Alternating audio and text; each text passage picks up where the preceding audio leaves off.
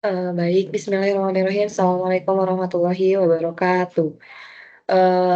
Perkenalkan nama saya Salma Naswa Sahidah dengan NIM 2107995. Di sini saya akan mempresentasikan laporan MSIB Studi Independen batch 6 di PT Mari Belajar Cerdas, dan saya mengambil studi tentang Microsoft Data Engineer. Dan untuk perusahaannya, nama perusahaannya PT Mari Belajar Indonesia Cerdas di lokasi Kota Denpasar. Untuk tipe industrinya edukasi dan perkiraan jumlah pegawainya itu 11 sampai 50 orang. Mari Belajar ini perusahaan teknologi yang berfokus pada pemberdayaan individu dalam bidang pendidikan teknologi yang tadi berlokasi di Denpasar, dan perusahaan ini berkomitmen untuk membantu setiap orang untuk belajar dan menguasai teknologi agar dapat beradaptasi dan bersaing di era digital yang terus berkembang. Program pembelajaran online. Jadi Microsoft. Jadi Mari Belajar ini membuat program pembelajaran online yang dirancang untuk mengembangkan keterampilan teknologi, termasuk program Microsoft Data Engineer yang dirancang khusus untuk menguasai teknik dan alat yang dibutuhkan dalam bidang data engineer. Dengan dukungan mentor berpengalaman dan lingkungan belajar yang kolaboratif, Mari Belajar berupaya menciptakan pengalaman belajar yang mendalam dan praktis bagi semua peserta didiknya. Itu mungkin tentang perusahaannya. Dan untuk deskripsi kegiatannya, jadi pembelajaran saya pada Mari Belajar ini ada 7, mungkin kalau misalkan di kuliah itu disebutnya matkul ya.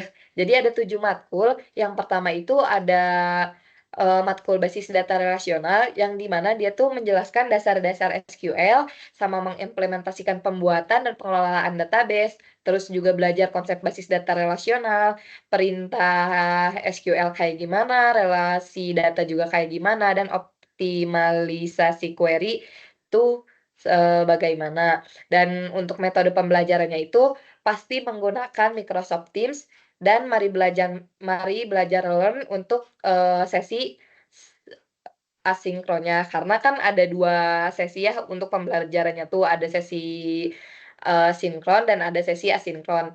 Tetapi setiap sesi sinkron dan asinkron itu dipastikan beda materi, tetapi saling berkesinambungan, seperti itu. Dan mungkin untuk contoh bagaimana saya belajar akan saya tampilkan di akhir.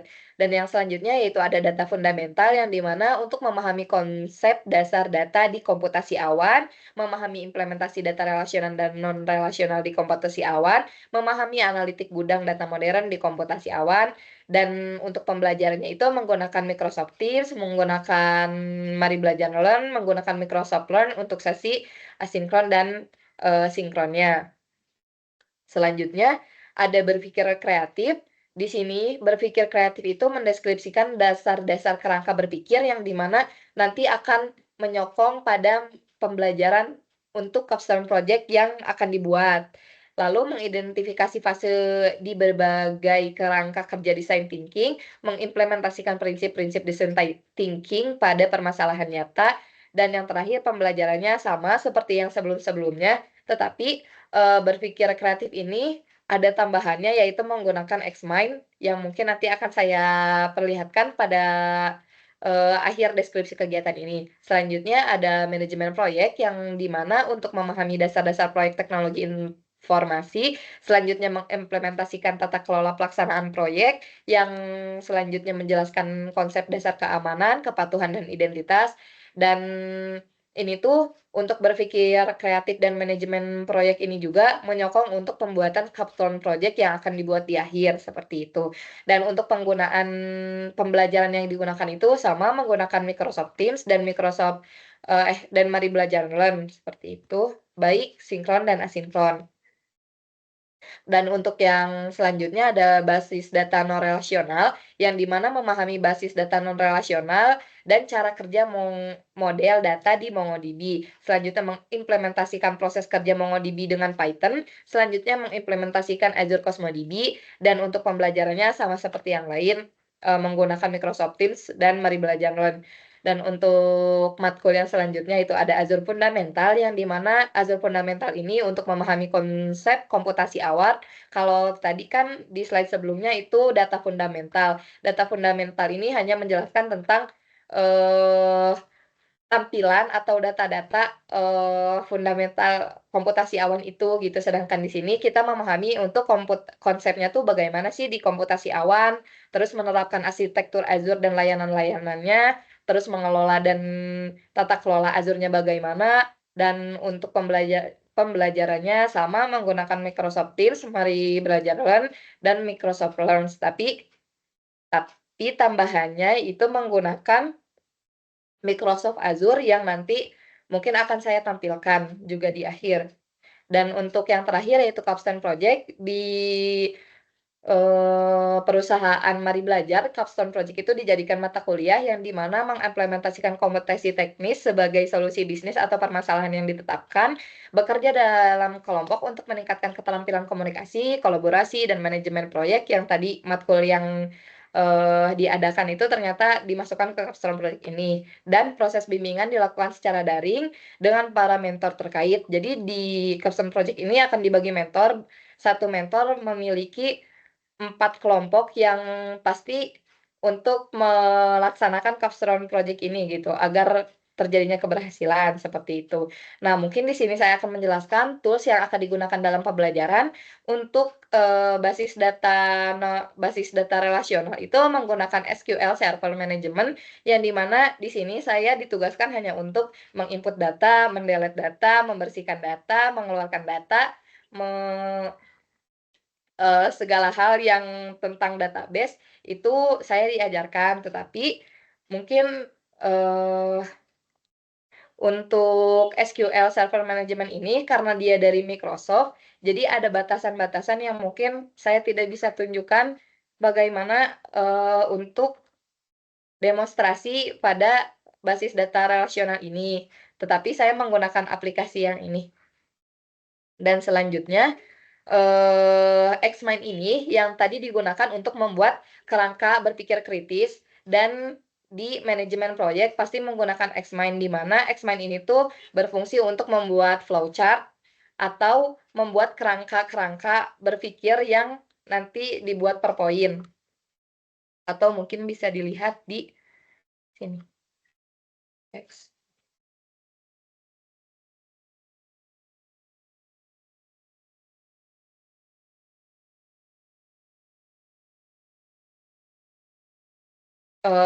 Ya seperti itu. Selanjutnya,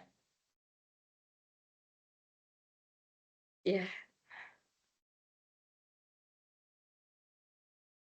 jadi pembuatannya seperti ini gitu. Ya, karena ada beberapa kesalahan, mungkin saya lanjutkan saja.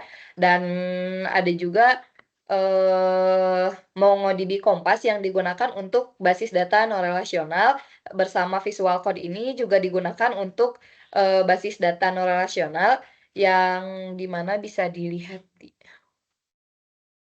untuk contohnya seperti ini. Kompas MongoDB ini digunakan untuk merapikan data, menginput data, mengeksplor data, mengimport data, dan merapikan data yang tidak jelas atau ada nol atau ada, data yang tidak terbaca, seperti itu. Contohnya seperti ini. Di sini saya membuat query atau yang disebut dengan data yang seperti ini. Saya merapikan data, mendelete data, memasukkan data, ya seperti itu untuk yang basis data non relasional. Dan untuk hubungan dengan Python-nya seperti ini.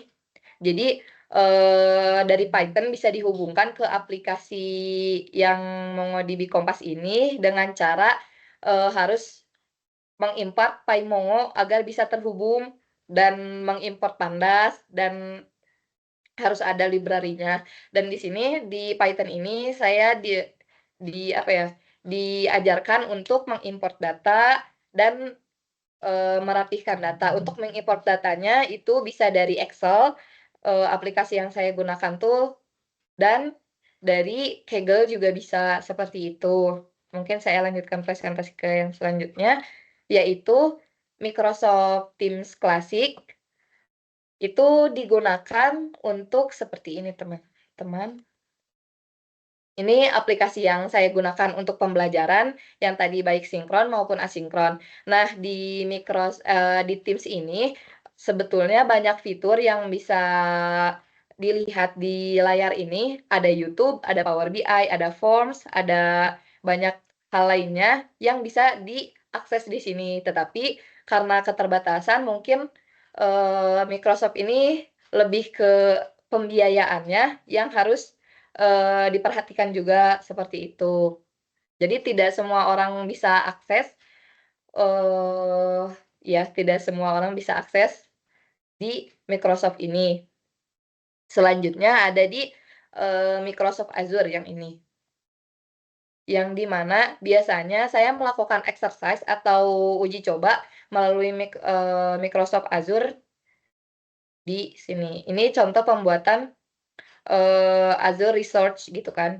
Nah, untuk mengetahui apa, virtual mesinnya, kita harus login menggunakan akun kita, akun Microsoft seperti itu yang telah dibuatkan di perusahaannya.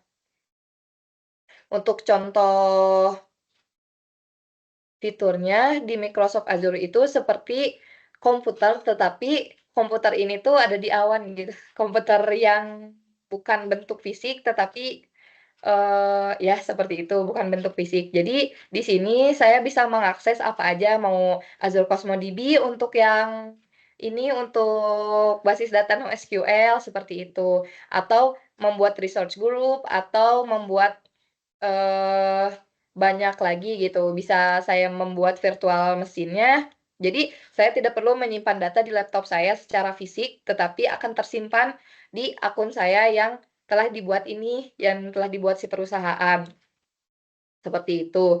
Dan mungkin di, Microsoft Azure ini saya pernah mencoba untuk membuat Azure Cosmos DB, membuat SQL database. Jadi yang di VS Code ini saya pernah mencoba di SQL database yang ini, tetapi karena keterbatasan dan biasanya di Mari Belajar ini hanya membuka akses pada, mmm, hanya pada sesi pembelajaran saja dan penugasan saja, jadi hanya sekali atau 2 kali pengaksesan, sisanya mungkin saya harus mendaftar untuk bayar, seperti itu. Selanjutnya, nah ini tentang tools yang saya gunakan karena saya ada di data engineer, yang di mana saya hanya menginput, mengeksplor, seperti itu. Jadi saya pasti akan menggunakan Excel. Eee, Lalu saya akan menggunakan kalender juga. Nah, kalender di sini yang berfungsi untuk mengetahui jadwal-jadwal kita, jadwal pembelajaran kita, misalkan hari Senin pembelajaran saya jam 7, selesainya jam berapa, seperti itu. Dan untuk form ini digunakan untuk mengisi kuis-kuis yang disediakan oleh mentor. Selanjutnya saya juga belajar tentang My Analytics, tetapi hanya pengenalan saja untuk My Analytics ini karena memang, My Analytics ini digunakan untuk jurusan yang, data analisis, bukan untuk data engineer. Tetapi saya diperkenalkan, eee, aplikasi My Analytics ini. Dan selanjutnya ada OneDrive, yang di mana OneDrive ini sama seperti Google Drive, tetapi dia itu sama ada di awan. Bisa dilihat ya, ini bentuknya awan gitu. Jadi sama aja sih sebetulnya Google Drive atau OneDrive ini, cuman bedanya OneDrive itu, dia itu dari Microsoft.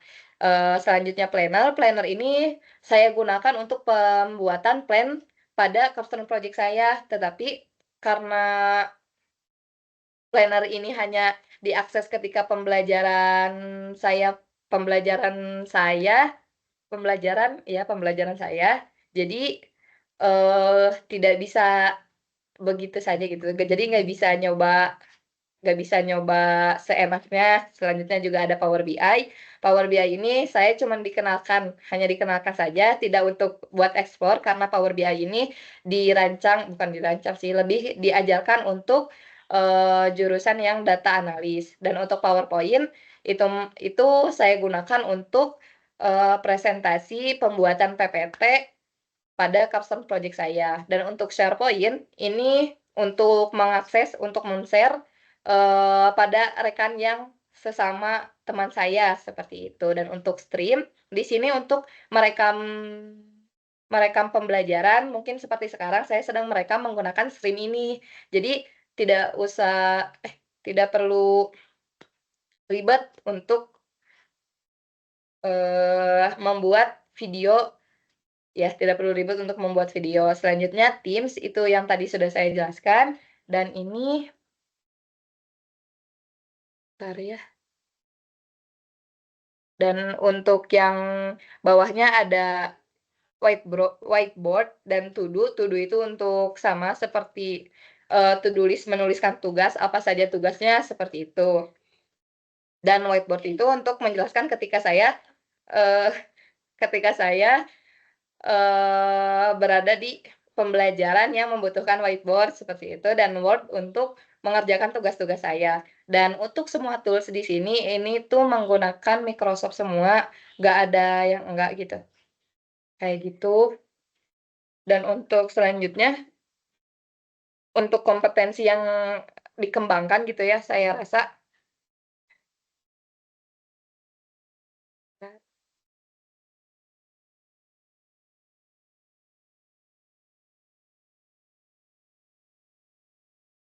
Dan untuk kompetensi yang dikembangkan, yang saya dapatkan gitu atau yang saya rasakan yang pertama itu ada pengekstraksianan data gitu, yang di mana, mengekstrak data pada yang tadi, tools yang SQL Management, seperti itu. Dan selanjutnya ada transformation data, yang di mana saya mentransformasi kayak mengubah, atau memasukkan, atau mengganti, data-data. Selanjutnya storage management data, yaitu membuat pengaturan, me-manage data-data pada, aplikasi yang sudah saya jelaskan sebelumnya. Selanjutnya ada cloud computing with Microsoft Azure. Jadi saya mencoba untuk eksplorasi, komputasi awan di Microsoft Azure dengan arahan mentor saya. Dan selanjutnya ada collaborative problem solving, yang di mana saya mencoba untuk pemecahan masalah, untuk mencarikan solusi ketika ada permasalahan yang terjadi di project nanti, seperti itu.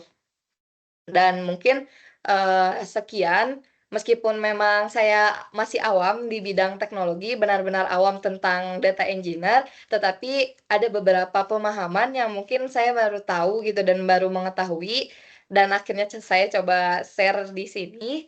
Jadi, iya, mulai dari tadi teknologis basis data relasional ataupun non relasionalnya, sehingga konsep dasar data di komputasi awan. Hingga konsep dasar data di komputasi awan. Meskipun memang kadang saya kebanyakan trouble gitu ya, apalagi di pengodingan Python yang, menyambungkan ke MongoDB itu, karena memang mungkin 20 SKS itu digecek untuk mencoba import data, menggunakan VS Code tadi, dan akhirnya mungkin ada beberapa tugas yang bisa saya selesaikan dan ada yang belum bisa saya selesaikan karena banyaknya trouble atau error-nya, seperti itu. Tapi, saya merasa sih pengetahuan tentang teknologi ini, mulai berkembang, dan mungkin ini untuk lampirannya saya melampirkan, 2 sertifikat internasional dari Microsoft. Yang pertama ada Azure Data Fundamental, dan yang kedua ada Azure Fundamental, yang di mana Azure Data Fundamental ini tuh tadi tentang data-data di, eee, komputasi awannya, sedangkan Azure Fundamental yang di mana itu langsung eksekusi ke, komputasi awannya, seperti itu. Dan mungkin untuk project, saya juga sedang melakukan project pembuatan dashboard yang berjudul project ini Healthcare Analytic Dashboard untuk optimalisasi layanan kesehatan. Jadi saya melakukan pembuatan dashboard tentang optimalisasi layanan kesehatan agar bisa diakses oleh semua orang gitu, untuk mengetahui bagaimana, data-datanya juga terlihat rapi gitu, bisa dibaca oleh semua orang juga, seperti itu. Mungkin cukup sekian yang dapat saya sampaikan. Terima kasih banyak, mohon maaf bila banyak kesalahan. Assalamualaikum warahmatullahi wabarakatuh.